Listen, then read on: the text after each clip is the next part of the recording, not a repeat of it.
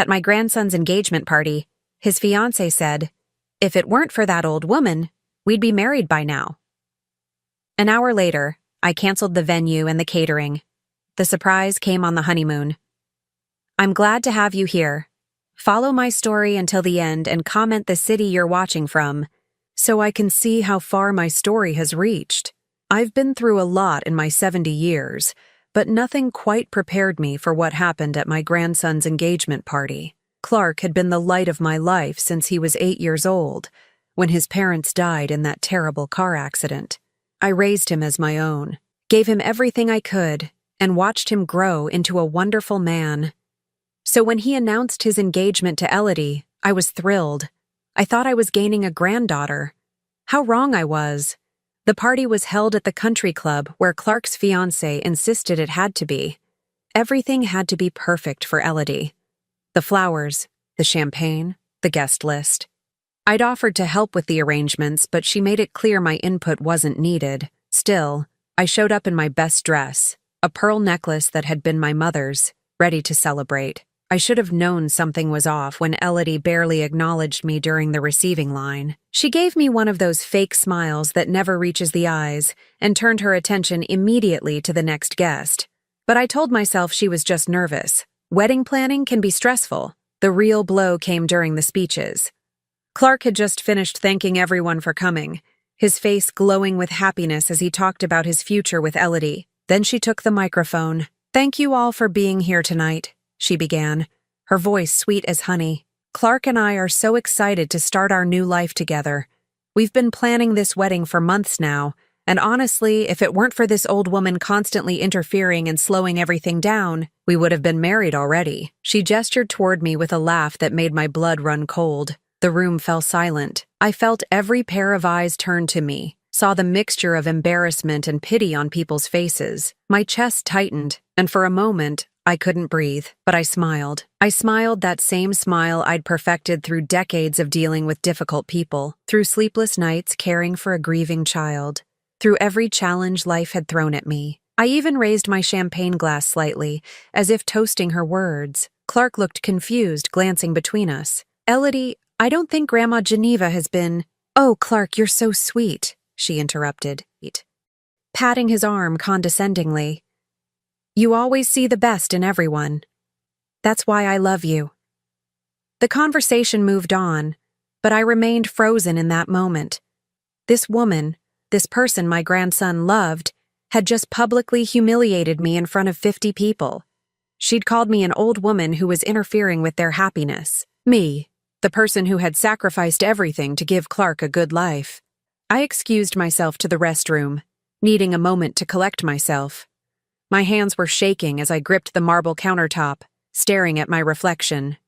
70 years old, yes, but I wasn't frail. I wasn't some doddering grandmother who didn't know her place. I was Geneva Morrison, and I had raised a man who was worth 10 of that manipulative little girl he was planning to marry. When I returned to the party, I moved through the crowd with purpose. I found the caterer first, pulling him aside with a gentle touch on his elbow. "Excuse me, dear," I said quietly.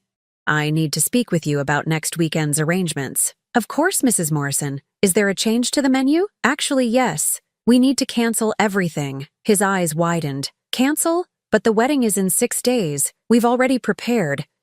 "I understand, and I'll cover any cancellation fees. But the event is off." I handed him my card and moved on to the florist, then the band leader. Each conversation was brief, polite, and final. Yes, I would pay the penalties. Yes, I was sure. No, they shouldn't mention this to anyone tonight. The venue coordinator was harder to convince. "Mrs. Morrison, surely there's been some misunderstanding. Mr. Clark was just here confirming the final details." "There's no misunderstanding. The Morrison family will not be hosting a wedding next weekend." By the time I'd made my rounds, the party was winding down. Clark found me near the coat check, his brow furrowed with concern. "Grandma Geneva, are you feeling all right? You seemed upset earlier." I patted his cheek gently, the same way I had when he was a little boy afraid of thunderstorms. "I'm fine, sweetheart. Just tired. It's been a long evening." Elodie didn't mean anything by what she said. She's just stressed about the wedding details. I smiled again, that same calm smile I'd worn all evening. Of course, dear. I understand completely. As I drove home that night, my phone started ringing. The caterer, probably, or the florist, wanting to confirm the cancellations. I let it ring. Tomorrow would bring chaos, confusion, and probably anger. But tonight, I sat in my quiet house, sipping tea from my favorite cup, and planned my next move. Elodie thought she could dismiss me as just some old woman getting in her way. She had no idea what this old woman was capable of when someone threatened her family. The phone calls started at 6 in the morning.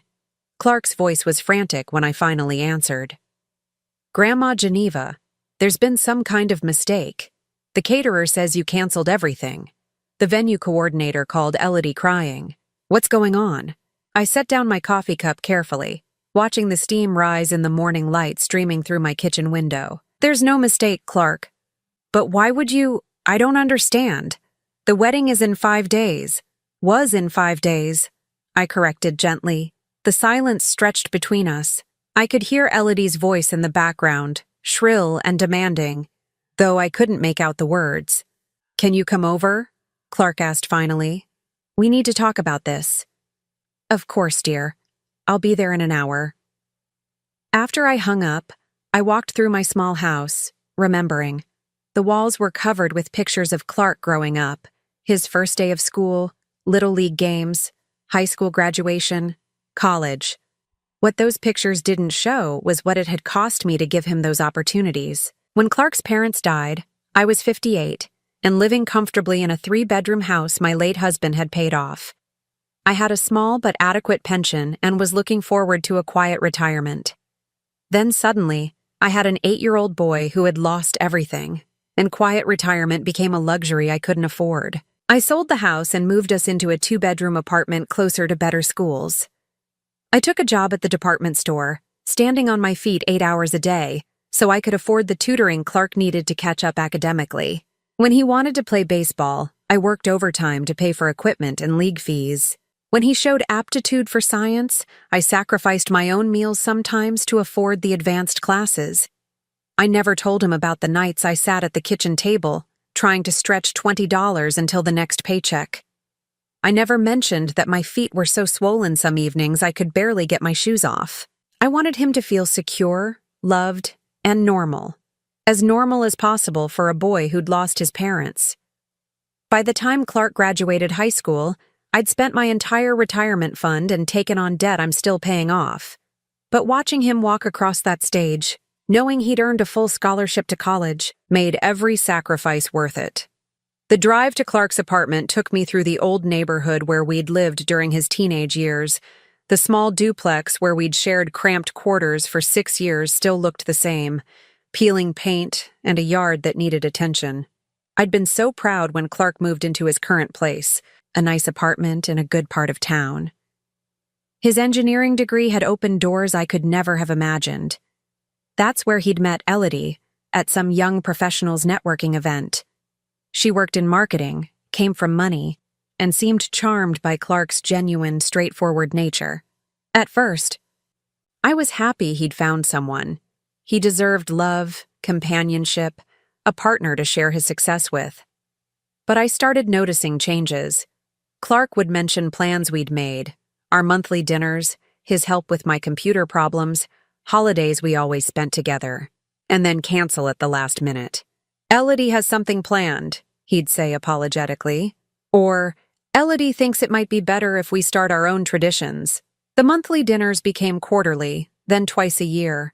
The easy conversations we'd always shared became stilted phone calls with Elodie's laughter in the background, cutting him off whenever he talked too long with me. She never said anything directly negative about me to Clark. She was too smart for that. Instead, she used subtle suggestions and manufactured emergencies that always seemed to coincide with our plans. When I arrived at their apartment, Elodie answered the door. Gone was the sweet mask she'd worn around others.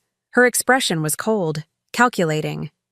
So, the old woman has some fight in her after all, she said, not bothering with pleasantries. May I come in? I'd like to speak with Clark. She stepped aside reluctantly. Clark was pacing in the living room, his hair disheveled like he'd been running his hands through it. He looked exhausted. Grandma Geneva, please help me understand this. The wedding is ruined. Elodie's parents are flying in tomorrow. The guests, the dress, he trailed off, looking lost. I sat down on the couch I'd helped him pick out 2 years ago, before Elodie's influence had redecorated everything in stark whites and grays. Clark, do you remember what Elodie said about me last night? He glanced at his fiancée, who was standing with her arms crossed, tapping her foot impatiently. She was just stressed. Planning a wedding is hard work. She called me an old woman who was interfering and slowing things down, in front of 50 people. It wasn't that bad, Elodie interjected, but her voice lacked conviction. I looked at my grandson, this man I'd raised, and saw something that broke my heart. He was making excuses for someone who had publicly disrespected the woman who'd sacrificed everything for him.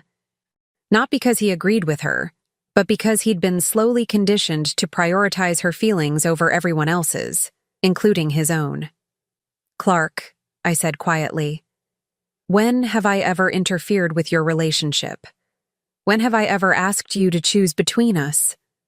The apartment fell silent except for the ticking of the expensive clock Elodie had insisted they needed. Clark sank into a chair, the weight of the question settling on him, and that's when I realized something that chilled me to the bone. Elodie wasn't just dismissive of me. She was dangerous. She was systematically isolating Clark from the one person who truly loved him unconditionally. The question was, why? I left Clark's apartment that morning with more questions than answers. But one thing was crystal clear. I needed to know exactly who Elodie really was.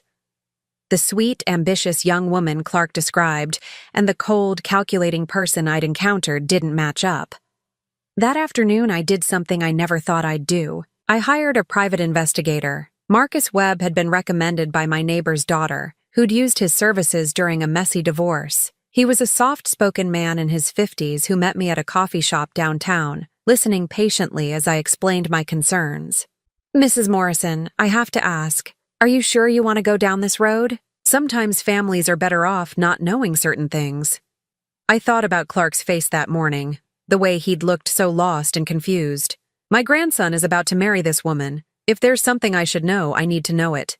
Marcus nodded and pulled out a small notebook. Tell me everything you can about her. Full name, where she works, where she's from, how long they've been together. I shared what little I knew.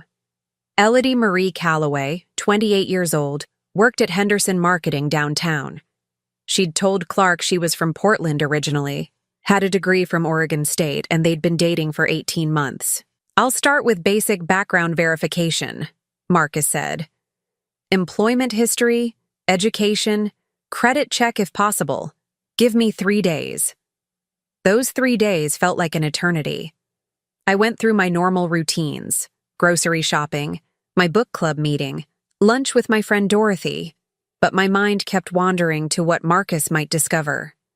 Part of me hoped I was wrong, that Elodie was just immature and thoughtless, not malicious. Marcus called on Thursday evening. Mrs. Morrison, can you meet me tomorrow morning? I have some information you need to see. His tone told me everything I needed to know. I barely slept that night. Friday morning, I sat across from Marcus as he spread several documents across the table between us. My hands trembled as I reached for my reading glasses. Let's start with education, he said quietly. Elodie Calloway never attended Oregon State University. In fact, there's no record of her attending any 4-year college. My stomach dropped. But she has a degree. She works in marketing. The degree on her wall is fake. A very good fake, but fake nonetheless. As for Henderson Marketing, he slid another paper toward me. She was fired 6 months ago for falsifying client reports and inappropriate expense claims. But Clark thinks she still works there. She leaves every morning, comes home talking about her projects. Marcus nodded grimly. She's been spending her days at coffee shops and the mall, using credit cards to maintain appearances. Speaking of which, he showed me a credit report that made my head spin. She has over $60,000 in debt across 8 different cards, all maxed out. I stared at the numbers, trying to process what I was seeing. How does she afford her lifestyle? The clothes, the apartment she shares with Clark, the engagement ring. That's where it gets interesting. Marcus pulled out another file. I found records of 3 previous relationships, all with financially stable men. Each relationship lasted approximately 18 months to 2 years. He showed me printouts from social media accounts, photographs of Elodie with different men at expensive restaurants, vacation destinations, formal events. In each photo, she was wearing expensive jewelry, designer clothes, looking every inch the successful young woman. What happened to these relationships? They all ended abruptly, usually around the time the men started asking serious questions about marriage or shared financial commitments. In 2 cases, there were restraining orders filed. My mouth went dry. Restraining orders? Marcus flipped to another page. David Chen, a software engineer from Seattle. According to his statement, Elodie became increasingly controlling and manipulative when he refused to add her name to his bank accounts after 6 months of dating. When he tried to break up with her, she threatened to destroy his career by filing false harassment claims. He showed me another case. Robert Martinez, a doctor from Phoenix. Similar pattern. She moved in with him, started isolating him from friends and family, then became hostile when he wouldn't propose after a year. When he ended things, she vandalized his car and spread rumors about him to his colleagues. I felt sick. This woman wasn't just after Clark's money. She was a predator who systematically targeted successful, lonely men and manipulated them until they served her purposes. There's more, Marcus said gently. I found her real employment history. She's worked a series of retail and service jobs, never lasting more than a year at any of them. Usually fired for theft, lying to customers, or conflicts with management. He handed me a final document, and this is the most concerning part. She's currently receiving unemployment benefits under a false claim, stating she was laid off from Henderson Marketing due to company downsizing. That's unemployment fraud. I sat back in my chair, overwhelmed. My grandson, my sweet, trusting Clark, was being systematically deceived by a woman who saw him as nothing more than a meal ticket.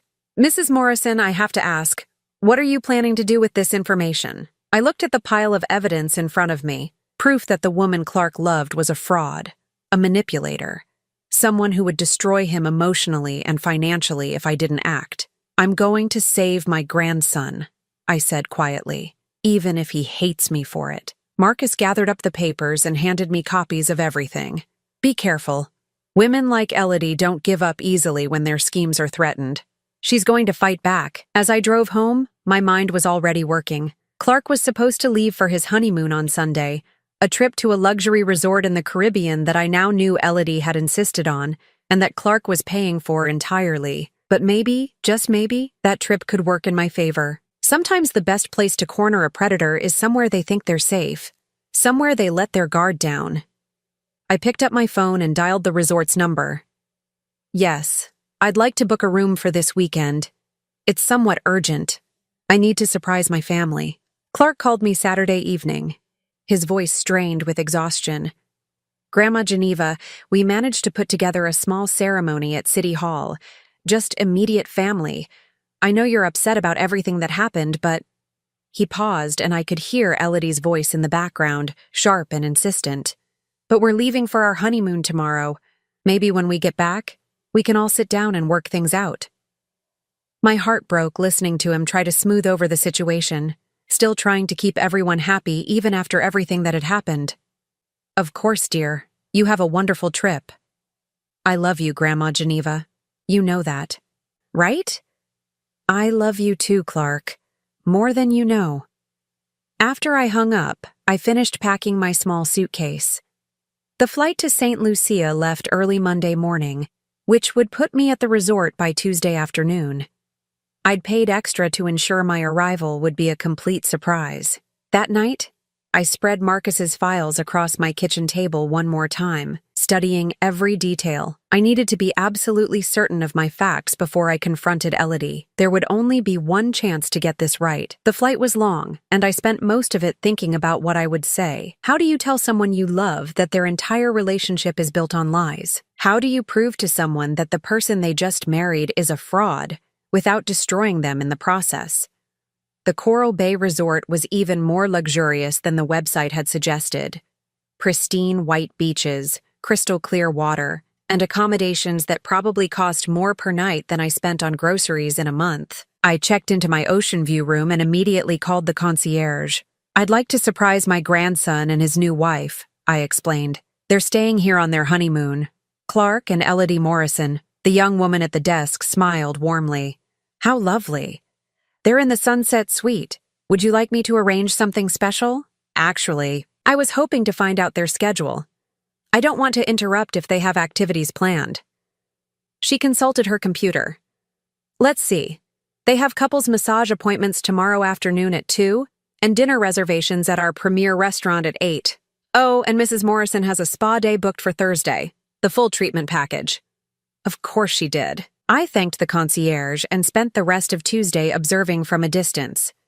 I spotted them at the pool, Clark looking relaxed for the first time in months, Elodie photographing herself constantly, posing with tropical drinks and designer sunglasses that I now knew were paid for with money Clark didn't know he'd already spent. Wednesday morning, I positioned myself in the resort's main lobby with a book and a cup of coffee. At exactly 10:30, Clark appeared, wearing swim trunks and carrying snorkeling gear. "Clark?" I called out, as if surprised to see him. He spun around, his face cycling through confusion, shock, and something that might have been relief. "Grandma Geneva?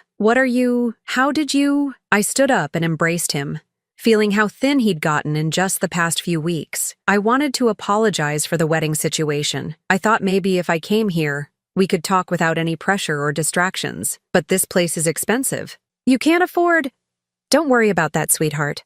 Where's Elodie?" His expression tightened slightly. She had a headache this morning. She's resting in the room." Even on their honeymoon, she was finding excuses to avoid activities that didn't revolve around her.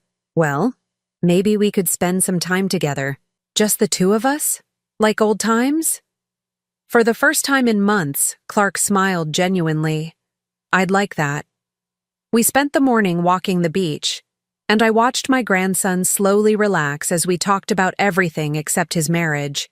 He told me about work projects, his plans for the future, dreams he used to share with me before Elodie had started monopolizing his time. But I also noticed things that worried me. He was constantly checking his phone, texting someone, presumably Elodie, updating her on where we were and what we were doing. When I suggested lunch at one of the beachside cafes, he hesitated. "I should probably check on Elodie first, make sure she's feeling better." "Of course! Why don't you invite her to join us?" Clark's face fell slightly. "She's not really... She doesn't like the heat, and she's very particular about where she eats." Translation: Elodie didn't want to waste time with me when there were spa treatments to be enjoyed and expensive activities to experience. At lunch, Clark seemed distracted, barely touching his food. Finally, I couldn't stand it anymore. "Clark, are you happy?" The question caught him off guard. "What do you mean?" "I mean really happy. You seem different lately, stressed." He was quiet for a long moment, staring out at the ocean. "Marriage is an adjustment. Elodie has very specific ideas about how things should be. She comes from a different background than us, you know? She's used to nicer things." My heart ached listening to him make excuses for her demands, her selfishness, her complete lack of consideration for his feelings or his budget. "Clark, there's something I need to tell you about Elodie." He stiffened immediately. "Grandma Geneva, please don't. Not here. This is supposed to be our honeymoon." "That's exactly why I need to tell you here, before it's too late." "Too late for what?" I pulled out a manila envelope I'd been carrying in my beach bag. I hired a private investigator to look into Elodie's background. Clark's face went white. "You did what?" "She lied to you, Clark, about everything. Her education, her job, her past.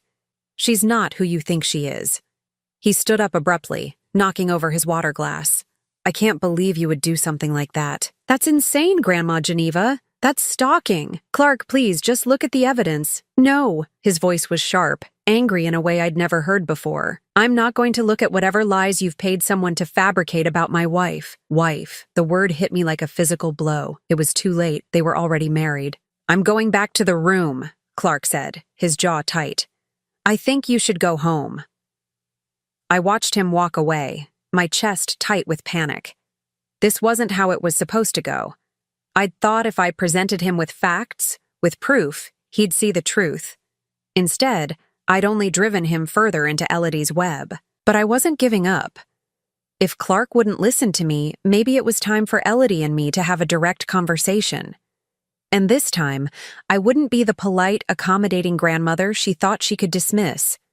This time, I'd show her exactly what happens when someone threatens my family. I found Elodie at the resort spa the next morning, reclining by the adults-only pool with a mimosa in her hand and her phone positioned for another selfie. She was wearing a bikini that probably cost more than my monthly grocery budget, her hair perfectly styled despite the humidity. Well, she said without looking up from her phone screen. The old woman tracked us down.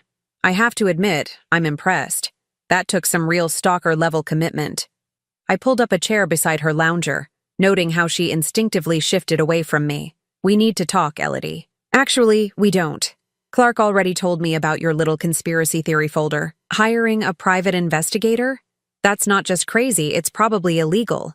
She finally looked at me directly, and I saw something in her eyes that made my blood run cold. Not anger or defensiveness, but amusement. She was enjoying this. You lied about your education, I said quietly. You lied about your job. You lied about everything. Elodie laughed, a sound like breaking glass.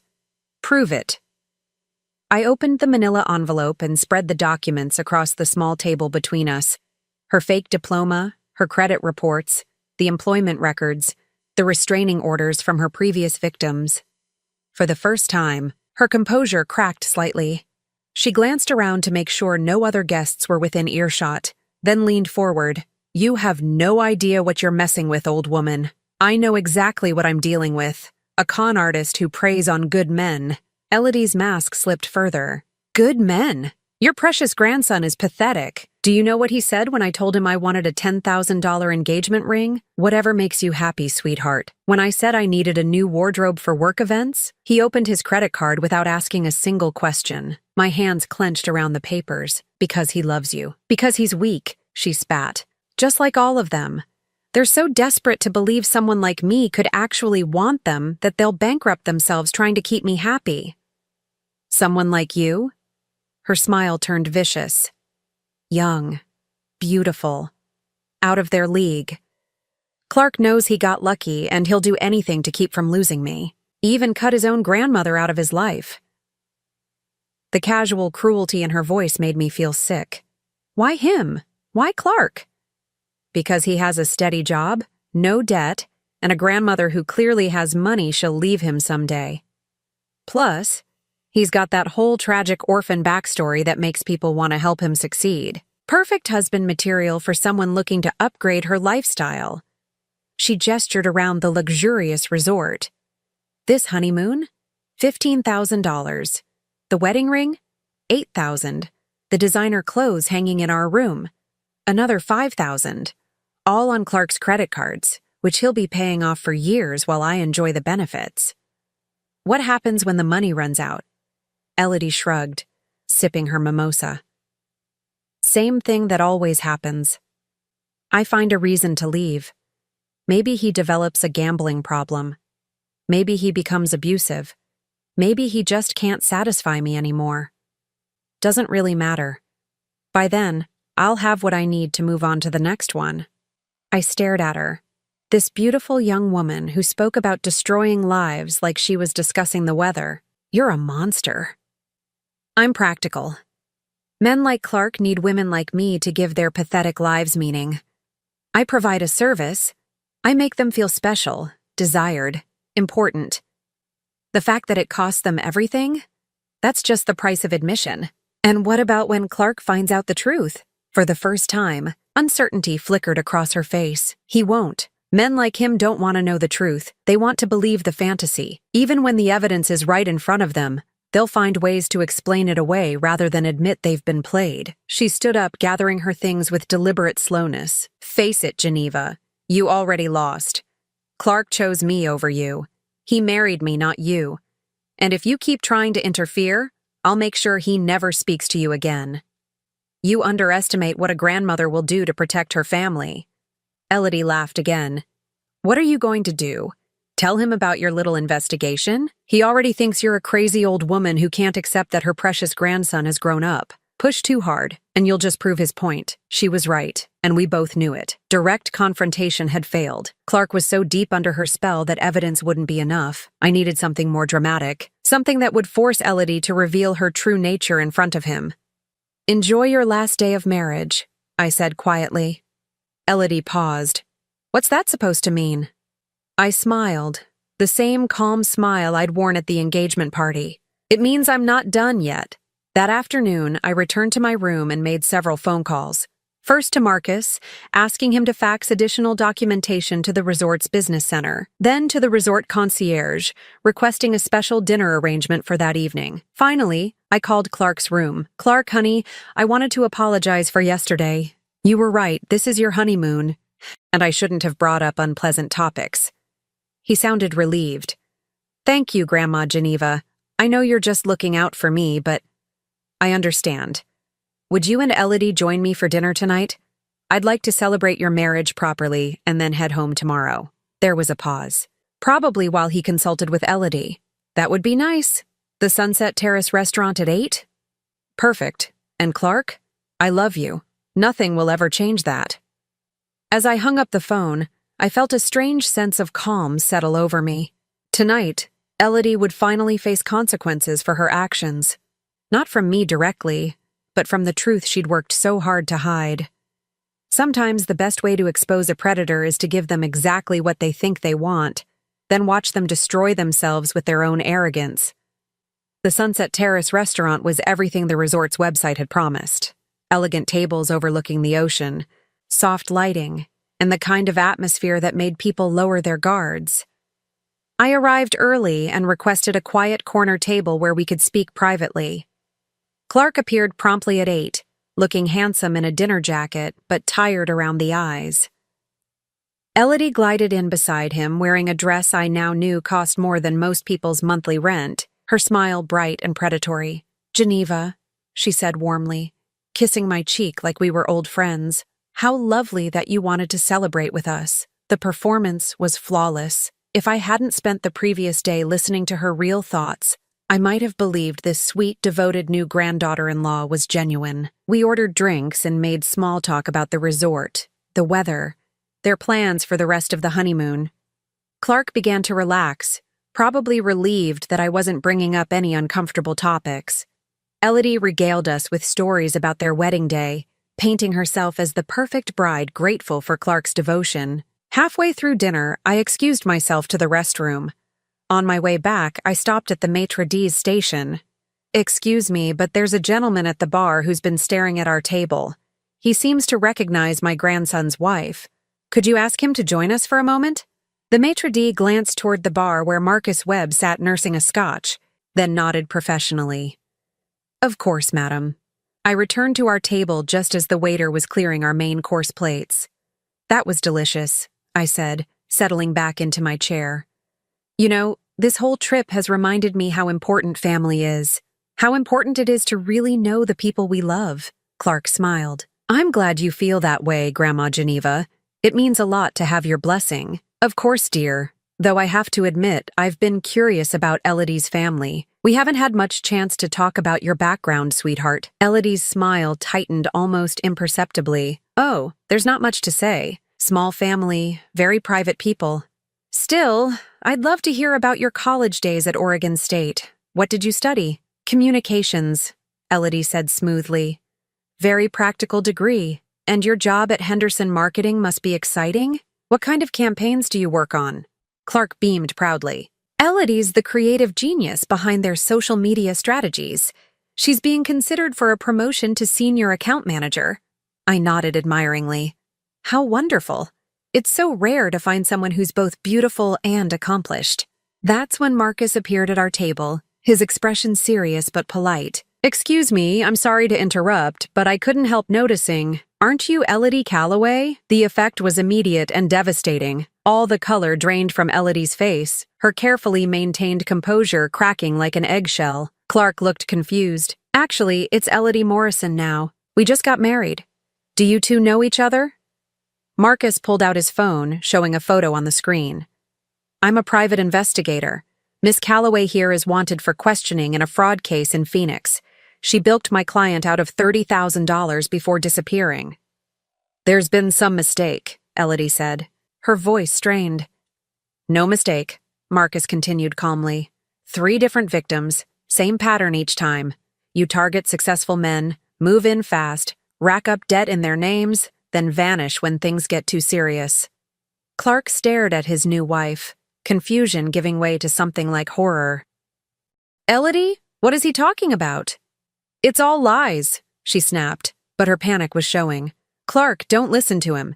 Your grandmother hired him to destroy our marriage. Marcus set several documents on the table. Bank records showing fraudulent credit applications. Employment verification from Henderson Marketing confirming you were fired 6 months ago for falsifying reports. And restraining orders from 2 previous victims.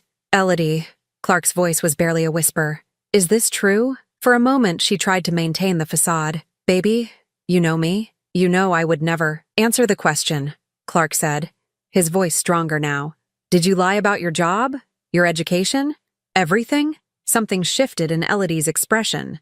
The sweet mask finally fell away completely, replaced by cold fury. Fine, she spat. Yes, I lied. About all of it. Happy now? Clark recoiled as if she'd slapped him. Why? Because you're pathetic, she said viciously. You and every other desperate loser who thinks he can buy love with credit cards and jewelry. You want to know the truth? I've been laughing at you for months. Poor little orphan boy.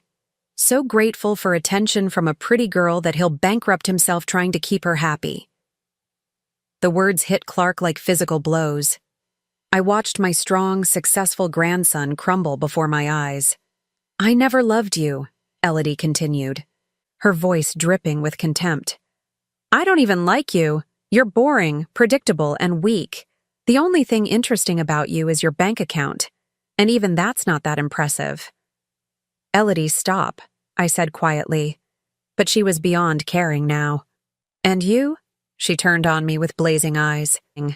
You sanctimonious old witch! You think you've won something here? You've just destroyed your precious grandson's happiness. He'll never trust anyone again, never open his heart to another woman. Congratulations! You've made him as bitter and alone as you are. She stood up abruptly, throwing her napkin on the table. I'm going back to the room to pack. Clark, if you're smart, you'll wire me $50,000 to keep quiet about this whole embarrassing situation. Consider it a divorce settlement. You'll get nothing, Clark said, his voice hollow but determined. Elodie laughed harshly. We'll see about that. I know things about you, Clark. Things your precious grandmother wouldn't want getting out. She stalked away, leaving us sitting in stunned silence. Other diners were staring now, whispers rippling through the restaurant. Clark buried his face in his hands. How could I have been so stupid? I reached across the table and took his hands in mine, the same way I had when he was 8 years old and afraid of thunderstorms. You weren't stupid, sweetheart. You were loving. She took advantage of that, but it doesn't make your capacity for love a weakness. Marcus quietly gathered up his documents. I'll make sure the proper authorities are notified about her location. She won't be able to pull this scam on anyone else. After he left, Clark and I sat in silence, watching the sun set over the ocean. Finally, he spoke. I'm sorry, Grandma Geneva, for everything she said to you, for not listening, for choosing her over you. You have nothing to apologize for. She was very good at what she did. How did you know? What made you suspicious enough to hire an investigator? I thought about that moment at the engagement party when Elodie had called me an old woman who was slowing things down. She made a mistake. She let me see who she really was for just a moment, and I recognized something dangerous. What am I going to do now? The marriage, the debt, the humiliation? I squeezed his hands. Now you come home with me. We'll figure out the practical stuff together. The annulment, the credit cards, all of it. But first, you heal. Clark nodded, tears finally coming. I love you, Grandma Geneva. I'm sorry I forgot that for a while. I never doubted it for a second. Later that evening, as we packed Clark's things from the honeymoon suite, we found that Elodie had taken everything of value, jewelry, electronics, even Clark's good watch. But she'd left behind something telling. A notebook filled with detailed notes about Clark's finances, his work schedule, his emotional vulnerabilities, and his relationship with me. It was like reading a predator's hunting manual, clinical and cold. She planned all of this from the beginning, Clark said, staring at pages of calculated manipulation. Yes, but she underestimated something important. What's that? I smiled, looking around the empty room that should have been filled with honeymoon memories. She underestimated what a grandmother will do to protect her family. 6 months later, Clark and I were closer than we'd ever been. The annulment had gone through quickly once the fraud evidence was presented. Clark had managed to recover most of the debt through insurance claims and legal action. Elodie had been arrested in Miami attempting to run the same scam on another victim, but the real victory wasn't legal or financial. It was watching my grandson rebuild his confidence, his trust in his own judgment, his capacity for genuine relationships. He'd learned to spot manipulation, to value authenticity over performance, to trust the people who truly loved him. And on quiet Sunday evenings, when we shared dinner and talked about everything and nothing, I knew I'd done the right thing. Some bonds can't be broken by lies or manipulation or time. The love between a grandmother and her grandson, that's unshakable, even when the world tries to tell you otherwise. Now, I'm curious about you who listened to my story. What would you do if you were in my place? Have you ever been through something similar? Comment below. And meanwhile, I'm leaving on the final screen 2 other stories that are channel favorites, and they will definitely surprise you. Thank you for watching until here.